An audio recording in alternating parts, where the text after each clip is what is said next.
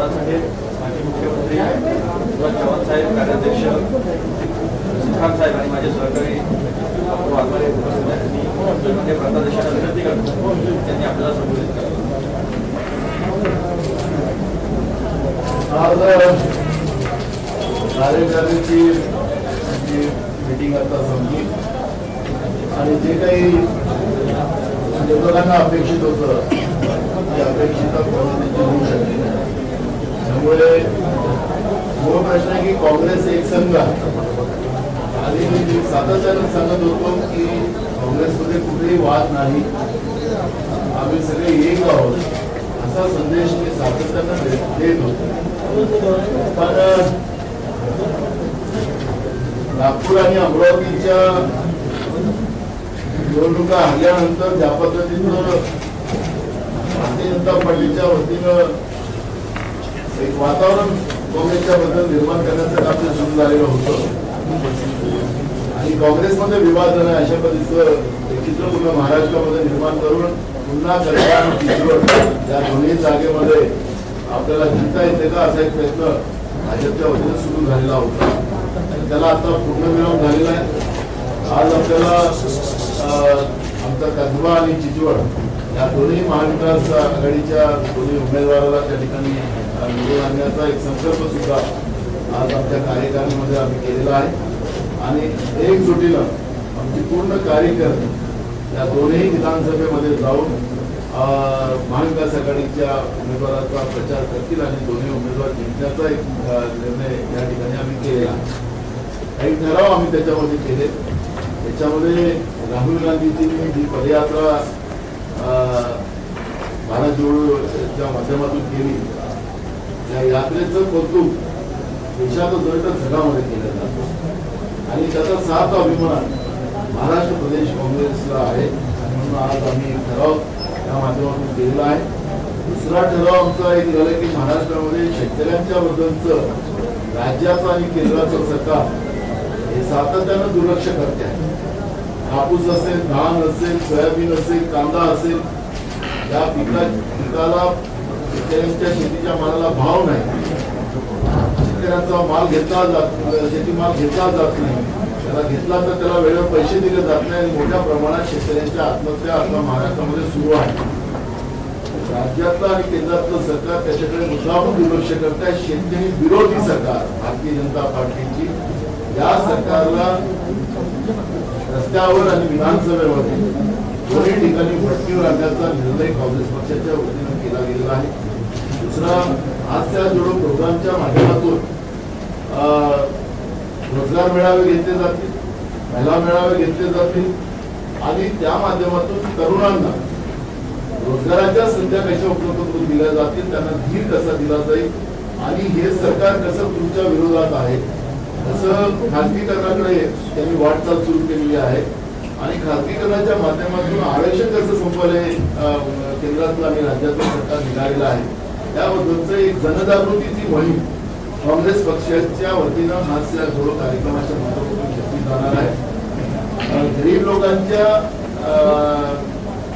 खरं तर अन्न वस्त्र निवारा या दोनही ज्या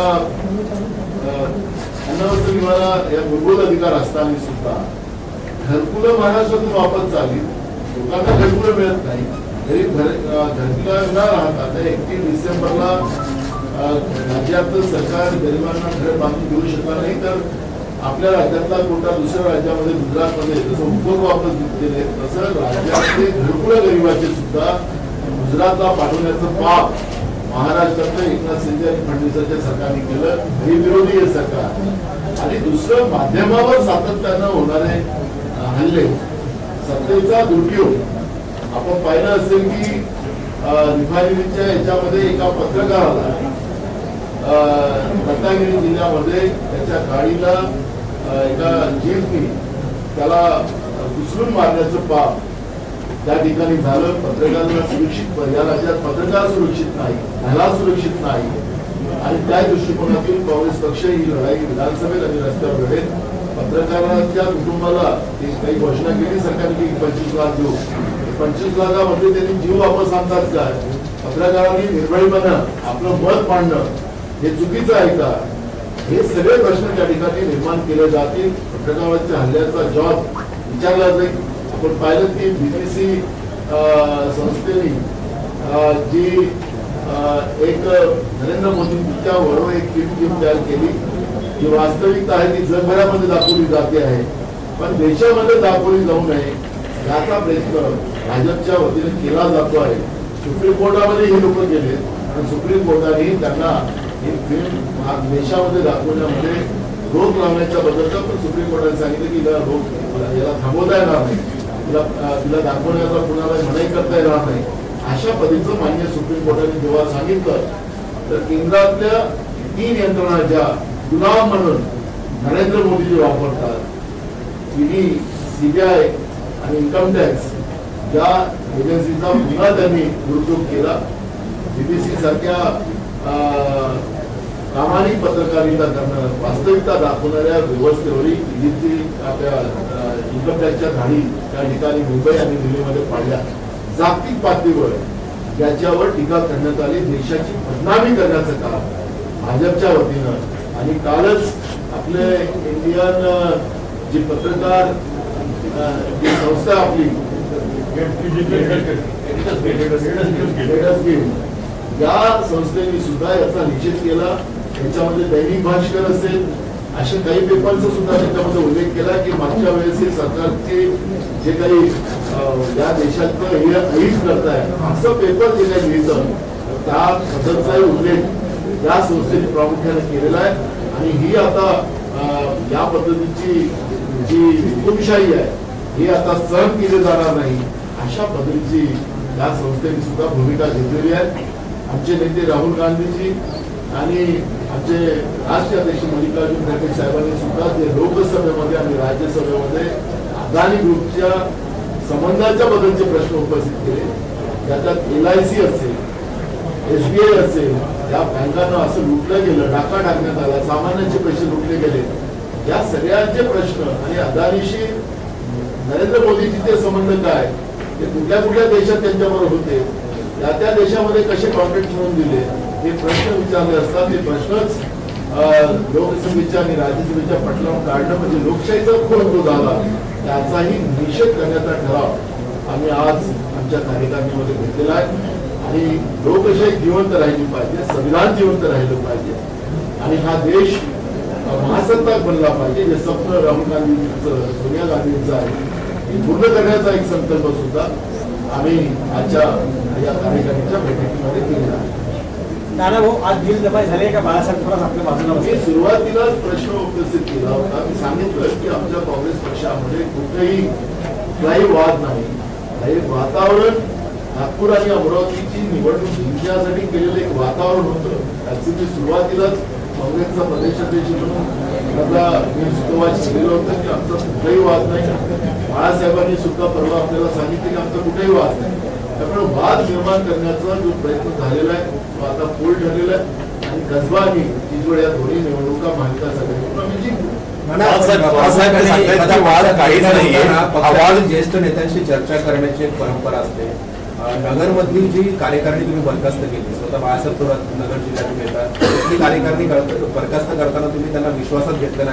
आपल्याला बरंच माहिती दिली होती की जिल्हाध्यक्षांनी राजीनामा दिला, म्हणजे त्यांनी राजीनामा दिल्यानंतर आम्ही बरखास्त केली. जिल्हाध्यक्षांनी राजीनामा दिल्यानंतर ही कार्यकारिणी बरखास्त करावंच लागतं.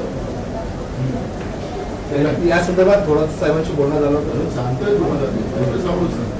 नाना भाऊ, आज थोरात साहेबांना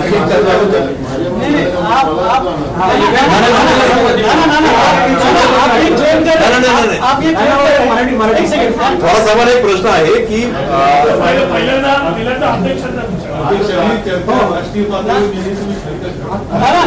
दादा, आप ये क्लेम कर रहे हैं कि कोई इनफाइटिंग नहीं थी, कोई डिफरेंसेस नहीं थे, लेकिन जब एस के पाटिल जी मुंबई में आए, बालासाहब को मिलने गए, उनके वापस जो नीचे आए तो उन्होंने बहुत क्लियरली कहा कि मैं उनका रेजिग्नेशन एक्सेप्ट नहीं करूंगा. There is no chance to accept resignation. इसका मतलब कुछ तो था, उन्होंने रिजाइन किया. आपका यही बालासाहब का एक्सीडेंट हुआ, एस के पाटिल साहब पहली बार मुंबई आए तो उनके घर में गए. एक्चुअली बड़े साहब ने कहा उसको मिली लेकिन उनका एक्सीडेंट हुआ तो उनके घर में जाके मिले, ये तो इंसानियत तो रखना ही पड़ेगा ना। तुमने मैं कैमरे में देख लिया, भला सबको मना नहीं किया, अब उनकी तबीयत ठीक नहीं तो मिलने गए, अब तुमने उसको उल्टा कर दिया।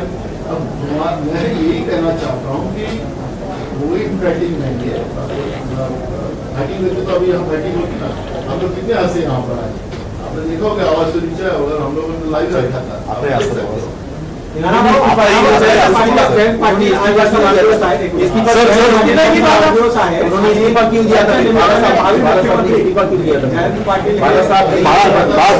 राजीनामा का दिलेला होता, स्वीकारलेला आहे किंवा काय करायला मराठीमध्ये मतलब देने की नौबत क्यों आई? बाला साहब से मैं बात करूँ तो मैं बात करना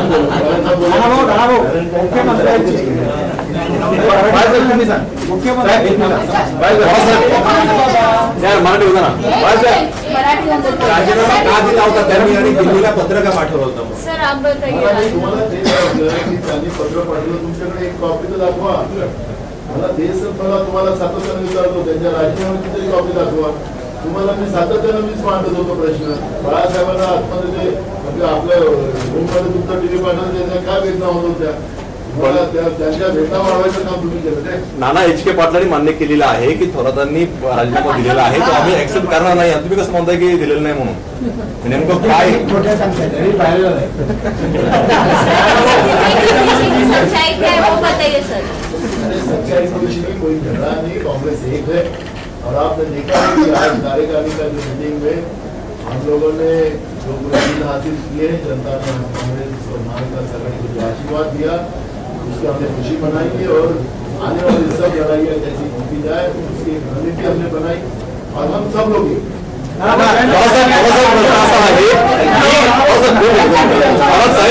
असं आहे की तुम्ही राजीनामा दिलेला आहे, अध्यक्ष म्हणताय तुम्ही राजीनामा दिलेला नाहीये, एच.के. पाटील साहेब म्हटले की राजीनामा दिलेला आहे।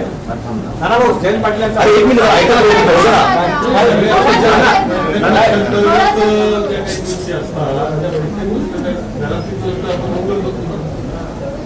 सकाळी तुम्ही बातमी करून आले व्यवस्थित आहे असं काय माहिती आहे आम्हाला, अंतर्गत काही गोष्टी असतात, मागणी होत असते, मागणी असतो, पुढे जात असतो, त्यामुळे एकदम असं त्याच्यामध्ये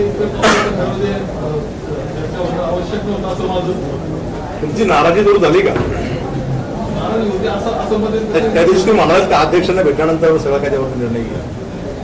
असं कधी म्हटलं थोरात साहेब याबाबत एच.के. पाटीलने म्हटलं आहे की आमची जी काही चर्चा आहे ती रायपूरला होणार आहे, त्यामुळे असं दिसतं त्या ठिकाणी त्याचं मुद्द्यावरून ज्यावेळेस रायपूरला जाऊ तर महाराष्ट्रात प्रश्न कोणत्या पक्षात असतात ते चर्चा करू, फक्त आम्हाला प्रसिद्धी जास्त मिळते एवढंच। याचा अर्थ असा आहे का बाळासाहेब थोरात नाराज नव्हते, त्यांनी कुठलं पत्र लिहिलं नाही, राजीनामा कुठला दिला असं म्हणायचं का? बिलिंग क्वेश्चन तुम्ही विचारलेले पाहिजे। नाही हा आता स्टेटस काय? लास्ट क्वेश्चन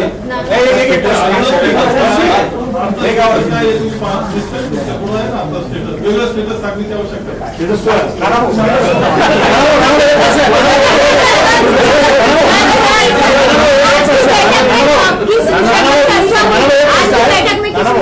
जयंत पाटील यांचा आज वाढदिवस आहे, भावी मुख्यमंत्री म्हणून त्यांचे पोस्टर लागले आहे, ठिकठिकाणी त्यांच्या घरासमोर लागले आहे, मुख्यमंत्र्यांच्या रेसमध्ये संख्या मोठ्या प्रमाणात वाढताना पाहायला मिळत नाही।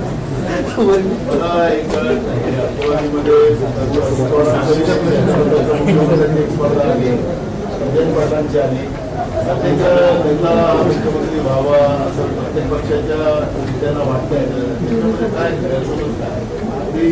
जनतेमध्ये जनतेचा गोल हा सगळ्यात महत्वाचा असतो, आणि कार्यकर्त्यांनी कुणाला इच्छा बाळगली, कोणी स्वप्न बघायचं तर त्याला अडचण कोणाची राहली नाही असं आपल्याला वाटतं।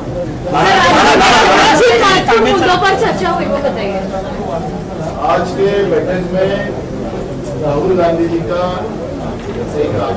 उनकी जो कन्याकुमारी काश्मीर जो पदयात्रा हुई, जिस तरह से उन्होंने जंगल का दर्द समझा, उसके बारे में उसको न्याय देने की भूमिका रखी, और उस यात्रा को सफलता से बारिश, धूप और वर्ग के बीच में से वो यात्रा और सक्सेस यात्रा अभिनंदन का ठहराव आज के कार्यक्रम में रखा गया था। जिस तरह से किसानों के बारे में महाराष्ट्र में आज कपास के दाम केंद्र सरकार की गलत नीति की वजह से गिराए थे। राज्य सरकार उसमें मदद करने को तैयार नहीं है। कपास हो, सोयाबीन हो, धान हो, प्याज हो, ऐसे सभी किसानों को बात करने की व्यवस्था जो केंद्र और राज्य की सरकार ने नीति की है उसके विरोध में रास्ते लड़ने की और विधानसभा में लड़ने की भूमिका आज के दबाव में आज के कार्यक्रम में की है। दूसरा महत्व का प्रश्न है कि पत्रकारों को भी आवाज उठाने के बाद मारा जाता है। रत्नागिरी जिले में रिफाइनरी के प्रकरण में जिस तरह से वारसे नाम का जो पत्रकार था, शशिकांत वारसे नाम का जो पत्रकार था, उसको गाड़ी के नीचे कुचलकर मारा गया, पत्रकार की हत्या की गई। और ये महाराज जैसे प्रोग्राम जो शाहू फुले अम्बेडकर की विचारधारा के राज्य में इस तरह से पत्रकारों को मारा जाता हो, उसका मर्डर किया जाता हो, निषेधार्थ है। उसका सवाल हम विधानसभा में पूछेंगे। और 25 लाख की मदद पत्रकार के परिवार को की जा रही है, इस तरह की मैंने एक न्यूज सुनी। 25 लाख से अगर जान वापस आती है, पत्रकारों की जान लेकर उनको इस तरह से उनके परिवार को सात्वित किया जाता हो, 25 लाख से नहीं, उसकी जिंदगी कैसी वापस आए, जिसलिए वो लड़ रहा था वो लड़ाई कैसी वापस आए, ये सब सवाल हम वहाँ पूछेंगे। जिस तरह से BBC के ऊपर उस संस्था के ऊपर जो कार्रवाई की जा रही और उस कार्रवाई के माध्यम से इनकम टैक्स की मुंबई और दिल्ली में जिस तरह से कल से जो उनकी रेट गिराने का काम शुरू हुआ है, उसका विरोध पूरे दुनिया में होना शुरू हुआ है। हमारे देश की बदनामी करने का पाप जो बीजेपी कर रही है कि यहाँ लोकतंत्र नहीं बचा है, यहाँ हुकुमशाह कोई बैठा है और इससे हमारे लोकतंत्र को खतरा पहुंचा है। और उसके लिए उसका भी हम निषेध करते हैं। हम क्योंकि आज पत्रकार जो ऑल इंडिया जो संगठन है उसने भी उस विषय में अपना पत्रक निकाला है, उसका निषेध किया है। कांग्रेस पार्टी ने भी उसका उस BBC के ऊपर कार्रवाई का निषेध किया है। जिस तरह से अदानी ग्रुप के ऊपर अदानी ने जिस तरह से झूठे पेपर दिखाकर SBI हो, LIC हो, इसमें से पैसे लूटे, आम आदमी के पैसे लूटे। और उसका सवाल राहुल जी ने, हमारे नेता मल्लिकार्जुन खड़गे जी ने उन्हें जब राज्यसभा और लोकसभा में पूछा तो वो रिकॉर्ड से निकालने का काम किया गया। सवाल क्या था कि अदानी जी के संबंध नरेंद्र मोदी जी के कहाँ तक है, कौन से देश में वो पहले पहुंचे थे, कौन से देश में फ्लाइट में थे, कितने दुनिया के कॉन्ट्रैक्ट मिला के दिए। इस तरह के सवाल सिंपल थे क्योंकि अदानी का जो घोटाला है, जो बैंक लूटने का, LIC को लूटने का, ये स्वाभाविक है कि देश की जनता के पसीने का पैसा जो LIC में और बैंकों में रखा है उसको लूटने का काम जो हुआ और उसके बारे में जो प्रश्न पूछने के बाद वो रिकॉर्ड से निकालने के बाद रिकॉर्ड से निकाल दिया गया। तो ये लोकतंत्र का मर्डर करने का पाप अगर नरेंद्र मोदी की और बीजेपी की सरकार करती है तो उसको भी लड़ने का एक मकसद हमने यहाँ पे बनाया है। और ऐसे कई विषयों को लेके आज हमने कई ठराव पाए। मला एक प्रश्न असा आहे की तुम्ही म्हणताय आमच्यात काही मतभेद नव्हते, थोरात साहेबांनी